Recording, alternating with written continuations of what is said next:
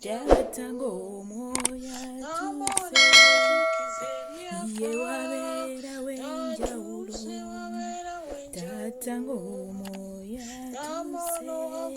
tuse ye wabera wenjawulo moya tuse. Haleluya, haleluya. Aboluganda mukama yebaziwe. Mwasize mutya era mwasibe mutya. Kansubira nti ffenna mukama atukuumye bulungi weewaawo. Nebaza mukama nkuumye nammwe n'abakuuma. Yes, olunaku olwaleero lugendanga banga lwa Saturday. Tugendanga kubeerako mu kulya omuzingo. Kulya omuzingo kwe kutya kusoma Bayibuli yaffe okuva weetandikira paka weesembera. Naye nga tugendanga gisomanga buli lwa mukaaga nga tusomako ezo ennyiriri ze tubaabanga tusobodde. Haleluya.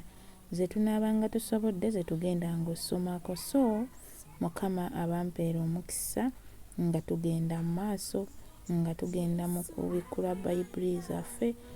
Abadde tafunako kadde tasomako Bayibuli kyekiseera.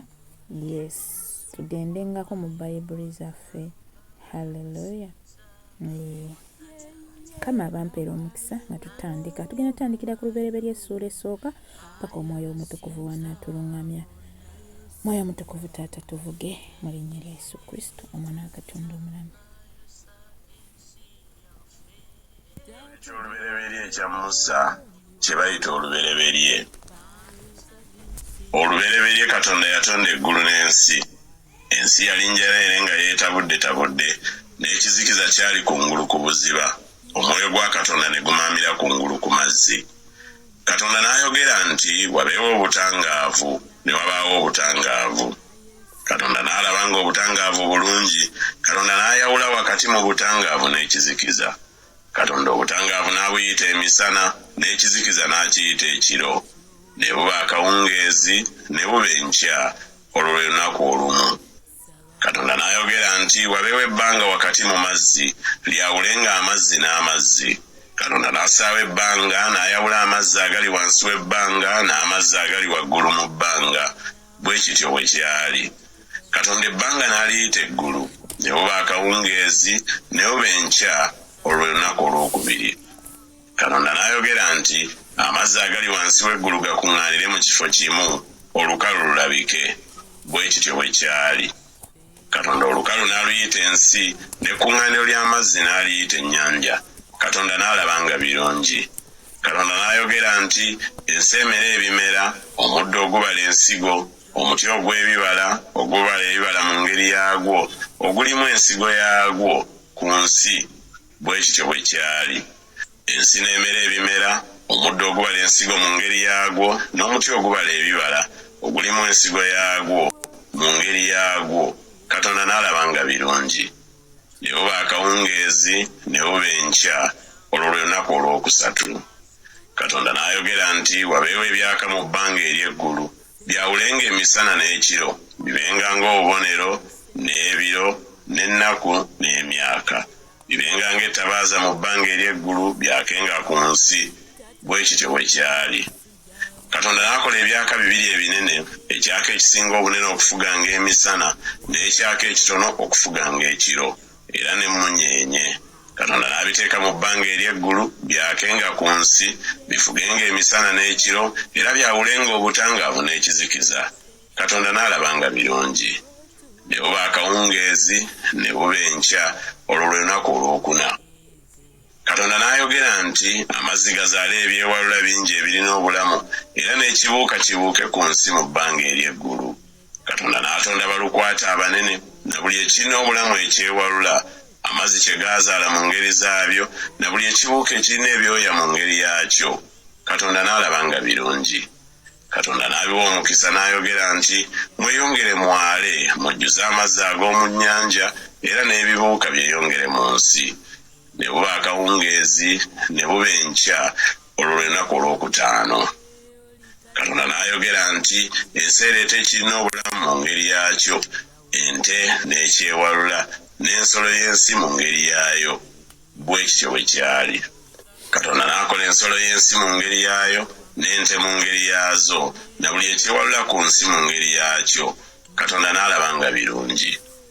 Katonda n'ayogera nti tukole omuntu mu ngeri yaffe mu kifaananyi kyaffe bafugenga eby'omu nnyanja n'ebibuuka waggulu n'ente n'ensi yonna na buli ekyewalula ku nsi. Katonda n'atonda omuntu mu ngeri ya Katonda mwe yamutondera, omusajja n'omukazi bwe yabatonda. Katonda n'abawa omukisa. Katonda n'abagamba nti mweyongerenga, mwalenga, mujjuze ensi mugirye, mufugenga eby'omu nnyanja n'ebibuuka waggulu na buli ekirina obulamu ekitambula ku nsi. Katonda n'ayogera nti laba mbawadde omuddo gwonna ogubala ensigo oguli ku nsi yonna na buli muti ogulimu ekibala ky'omuti ogubala ensigo eri mmwe gunaabanga mmere, n'eri buli nsolo ey'oku nsi na buli ekibuuka waggulu na buli ekyewalula ku nsi ekirimu omukka omulamu ngiwadde omuddo gwonna omubisi okubeeranga emmere. Bwe kityo bwe kyali. Katonda n'alaba buli kyakoze era laba kirungi nnyo. Ne buba akawungeezi ne buba enkya olwo lwe lunaku olw'omukaaga.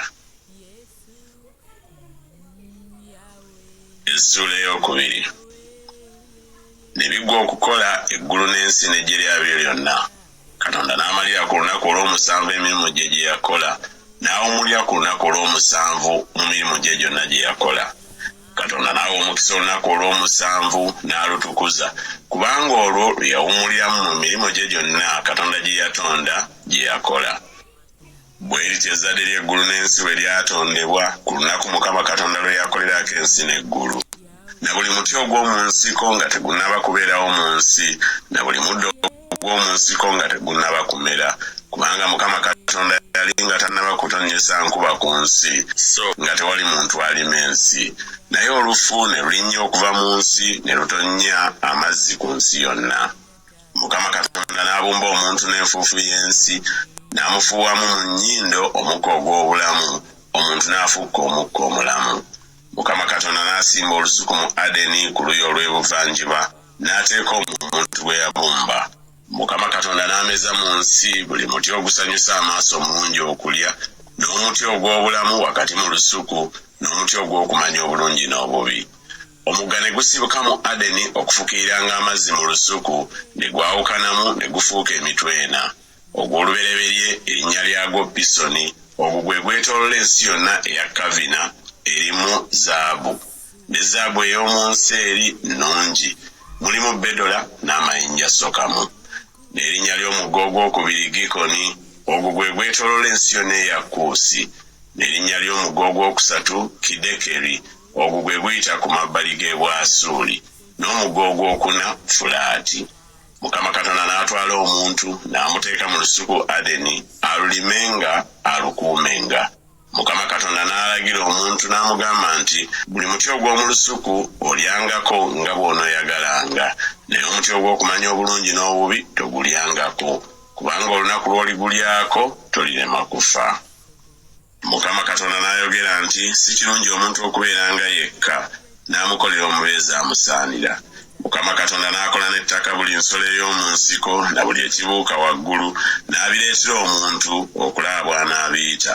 N'omuntu buli yayita ekitonde kyonna ekiramu, eryo ly'erinnya lyakyo. Omuntu n'abituuma amannya buli nsolo n'ekibuuka waggulu na buli nsolo ey'omu nsiko, naye omuntu nga tannalaba mubeezi amusaanira. Mukama Katonda n'aleetera omuntu otulo tungi ne yeebaka, n'amuggyamu olubiriizi lumu n'azzaawo ennyama mu kifo kyalwo. Mukama Katonda n'azimba olubiriizi lwajje mu muntu okuba omukazi, n'amuleeta eri omuntu. Omuntu n'ayogera nti ono nno olya eggumba erivudde mu magumba gange, y'ennyama evudde mu nnyama yange, naye anaayitibwanga mukazi kubanga ajjiddwa mu musajja. Omusajja kyanaavanga aleka kitaawe ne nnyina ne yeetaba ne mukazi we, nabo banaabanga omubiri gumu. Bombi baali bwereere, omusajja ne mukazi we, so tebaakwatibwa nsonyi. Essuula ey'okusatu. N'omusota gwali mukalabakala okusinga ensolo zonna ez'omu nsiko ze yakola Mukama Katonda. Ne gugamba omukazi nti bw'ati bwe yayogera Katonda nti temulyanga ku miti gyonna egy'omu lusuku. Omukazi n'agamba omusota nti ebibala by'emiti egy'omu lusuku tulya, wabula ebibala by'omuti oguli wakati mu lusuku Katonda yayogera nti temugulyangako newakwadde okugukwatangako mulema okufa. Omusota ne gamba omukazi nti okufa temulifa kubanga Katonda amanyi nti olunaku lwe muligulyako mmwe amaaso gammwe lwe galizibuka nammwe mulibanga Katonda okumanyanga obulungi n'obubi. Omukazi bwe yalabanga omuti mulungi okulya era nga gusanyusa amaaso n'omuti nga gwakwegombebwa okuleeta amagezi n'anoga ku bibala byagwo n'alya n'aweera ne ku musajja we naye n'alya. Amaaso gaabwe bombi ne gazibuka ne beetegeera nga bali bwereere ne batunga amalagala g'emiti ne beekolera ebyokwambala. Ne bawulira eddoboozi lya Mukama Katonda ng'atambula mu lusuku mu kiseera eky'empewo. Omusajja ne mukazi we ne beekweka mu maaso ga Mukama Katonda wakati mu miti egy'omu lusuku. Mukama Katonda n'ayita omusajja n'amugamba nti, "Oli luuyi wa?" N'ayogera nti, "Mpulidde eddoboozi ly'omu lusuku ne ntya kubanga mbadde bwereere ne neekweka." N'ayogera nti, "Ani yakubuulira nti obadde bwereere? Olidde ku muti gwe nakulagira obutagulyangako?" Omusajja n'ayogera nti, "Omukazi gwe wampa okubeeranga nange yampadde ku muti ne ndya." Mukama Katonda n'agamba omukazi nti, "Kiki kino ky'okoze?" Omukazi n'ayogera nti, "Omusota gunsenzesenze ne ndya." Mukama Katonda n'agamba omusota nti, "Kubanga okoze kino okolimiddwa gwe okusinga ensolo ez'omu nnyumba zonna n'okusinga buli nsolo ey'omu nsiko. Onootambuzanga olubuto, onoolyanga enfuufu ennaku zonna ez'obulamu bwo. Nange obulabe naabuteekanga wakati wo n'omukazi era ne wakati w'ezzadde lyo n'ezzadde ly'omukazi. Ezzadde ly'omukazi lirikubetenta omutwe naawe olibetenta ekisinziiro." N'agamba omukazi nti, "Okwongera n'akwongerangako obulumi bwo n'okubeerangako olubuto. Mu bulumi mw'onoozaaliranga abaana n'okwegombako kunaabanga eri musajjawo naye anaakufuganga." N'agamba Adamu nti, "Kubanga owulidde eddoboozi lya mukazi wo n'olya ku muti gwe nakulagira nga njogera nti togulyangako, ensi ekolimiddwa ku lulwo okutegana mw'onojjanga ebyokulya ennaku zonna ez'obulamu bwo. Amaggwa n'amatovu geeneekuzaaliranga naawe onoolyanga omuddo ogw'omu nnimiro. Mu ntuuyo ez'omu maaso go mw'onooliranga emmere okutuusa lw'olidda mu ttaka kubanga omwo waggyibwa. Kubanga oli nfuufu ggwe ne mu nfuufu mw'olidda." Omusajja n'atuuma mukazi we erinnya ly'Ekaawa kubanga ono ye nnyina waabo bonna abalamu. Mukama Katonda n'akolera Adamu ne mukazi we ebyambalo by'amaliba n'abambaza.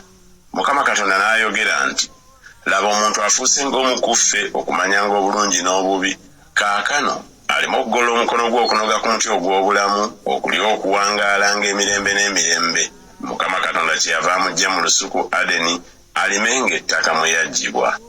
Bw'atyo n'agoba omuntu n'azzaamu ebuvanjuba mu lusuku Adeni bakerubi era n'ekitala ekimyansa ekikyukakyuka okukuumanga ekkubo ery'omuti ogw'obulamu. Essuula eyokuna. Adamu n'amanya Kaawa mukazi we n'abeera olubuto n'azaala Kayini n'ayogera nti, "Mpeereddwa omusajja eri Mukama." Era nate n'azaala muganda we Abiri. Abiri n'aba musumba wa ndiga naye Kayini n'aba mulimi wa ttaka. Awo ennaku bwe zaayitawo Kayini n'alyoka aleeta ebibala by'ettaka okubiwaayo eri Katonda. Abiri naye n'aleeta ku baana b'endiga ze ababereberye n'amasavu gaazo. Mukama n'akkiriza Abiri ne kyawaddeyo naye Kayini ne kyawaddeyo teyamukkiriza. Kayini n'asunguwala nnyo amaaso ge ne goonooneka. Mukama n'agamba Kayini nti, "Kiki ekikusunguwaza era kiki ekikwonoonesa amaaso go? Bw'onookolanga obulungi tokkirizibwenga. Bw'otokola bulungi ekibi kituula ku luggi n'okwegomba kwe kunaabanga eri ggwe naawe onoomufuganga." Kayini n'ayogera ne Abiri muganda we. Awo bwe baali nga bali mu nnimiro Kayini n'alyoka agolokokera ku Abiri muganda we n'amutta. Mukama n'agamba Kayini nti, "Aluwa Abiri muganda wo?" N'ayogera nti, "Simanyi, nze mukuumi wa muganda wange." N'ayogera nti, "Okoze eki? Eddoboozi ly'omusaayi gwa muganda wo linkaabirira mu nsi. Kale kaakano okolimiddwa mu nsi eyasamizza akamwa kaayo okuweba omusaayi gwa muganda wo mu mukono gwo. Bw'onoolimanga ensi okuva kaakano teekuwenga maanyi gaayo. Mu nsi onoobanga momboze era omutambuze." Kayini n'agamba Mukama nti, "Okubonerezebwa kwange tekuyinzika kugumiikirizibwa. Laba ongobye leero mu maaso g'ensi, era mu maaso go mwe neekwekanga, era naabanga mu mboze era omutambuze mu nsi. Awo olulituuka buli alindaba alinzita. Mukama n'amugamba nti buli alitta Kayini kyaliva awalanwa eggwanga emirundi 7. Mukama n'ateeka ku Kayini akabonero buli amulaba alemenga okumutta. Kayini n'ava mu maaso ga Mukama n'atuula mu nsi ya Enodi mu maaso ga Adeni. Kayini n'amanya mukazi we n'abeera olubuto n'azaala Enoka. N'azimba ekibuga n'akituuma Enoka ng'erinnya ly'omwana we. Ne Enoka n'azaala Iradi. Iradi n'azaala Mekuyayeri. Mekuyayeri n'azaala Mesayeri. Mesayeri n'azaala Lameka. Lameka n'awasa abakazi 2, ow'olubereberye erinnya lye Ada, n'owokubiri erinnya lye Zira. Ada n'azaala Yabali, oyo ye kitaabu w'abo abatuula mu weema nga balunda. N'erinnya lya muganda we Yubali, oyo ye kitaabu w'abo abakuba ennanga n'omulere. Nate Zira n'azaala Tubalukayini, omuweesi wa buli ekisaala eky'ekikomo n'ekyekyuma. Ne mwannyina Tubalukayini ye Naama. Lameka n'agamba bakazi be nti, Ada ne Zira, muwulire eddoboozi lyange, mwe abakazi ba Lameka, muwulire ekigambo kyange, kubanga natta omusajja kubanga yanfumita nze, era omuvubuka kubanga yambeta entanze. Obanga Kayini aliwalanirwa eggwanga emirundi 7, Lameka aliwalanirwa emirundi 7. Adamu n'amanya ate mukazi we, n'azaala omwana ow'obulenzi, n'amutuuma erinnya lye Seezi, kubanga Katonda yandagirira ezzadde eddala okudda mu kifo kya Abiri, kubanga Kayini yamutta. Seezi naye n'azaala omwana ow'obulenzi, n'amutuuma erinnya lye Enosi. Mu biro ebyo mwe baasookera okusabanga erinnya lya Mukama. Essula ey'okutaano. Kino kye kitabo eky'okuzaalibwa kwa Adamu. Olunaku Katonda lwe yatonderamu omuntu mu kifaananyi kya Katonda mwe yamukolera. Omusajja n'omukazi bwe yabatonda, n'abawa omukisa, n'abatuuma erinnya lyabwe Adamu ku lunaku lwe baatonderwamu. Adamu n'amala emyaka 130 n'azaala omwana ow'obulenzi mu kifaananyi kye, mu ngeri ye, n'amutuuma erinnya lye Seezi. Ennaku za Adamu bwe yamala okuzaala Seezi emyaka 8, n'azaala abaana ab'obulenzi n'ab'obuwala. Ennaku zonna eza Adamu ze yamala ne ziba emyaka 93 n'afa. Seezi n'amala emyaka 15 n'azaala Enosi. Seezi n'awangaala bwe yamala okuzaala Enosi emyaka 87 n'azaala abaana ab'obulenzi n'ab'obuwala.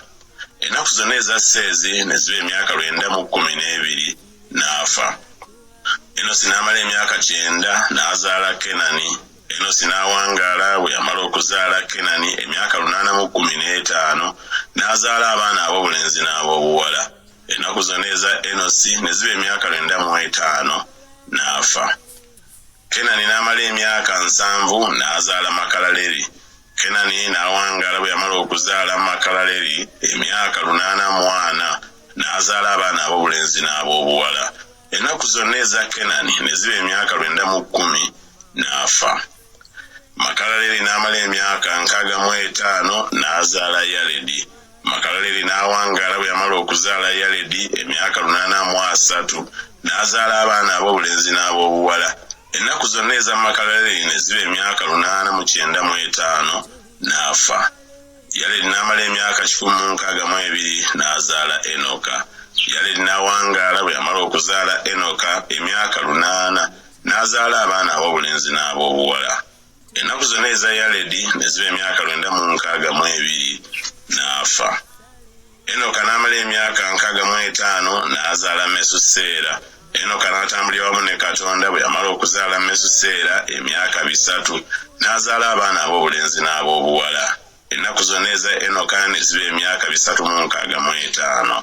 Enoka n'atambulira wamu ne Katonda so n'atabeerawo kubanga Katonda yamutwala. Mesuseera n'amala emyaka 187 n'azaala Lameka.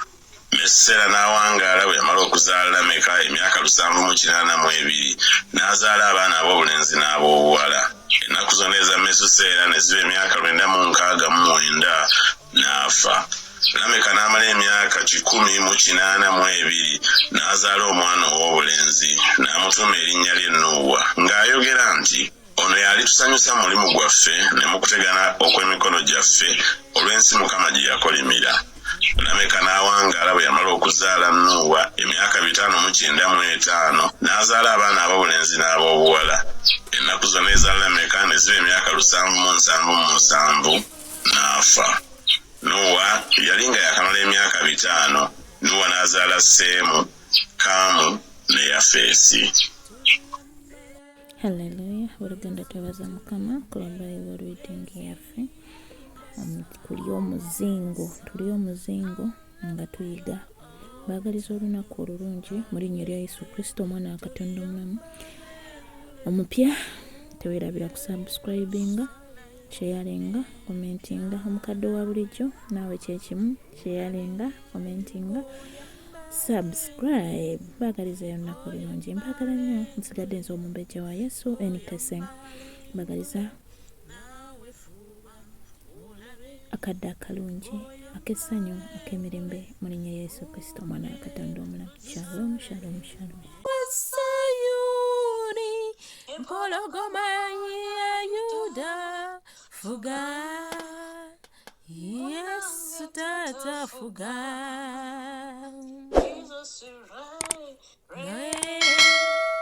Jesus reign.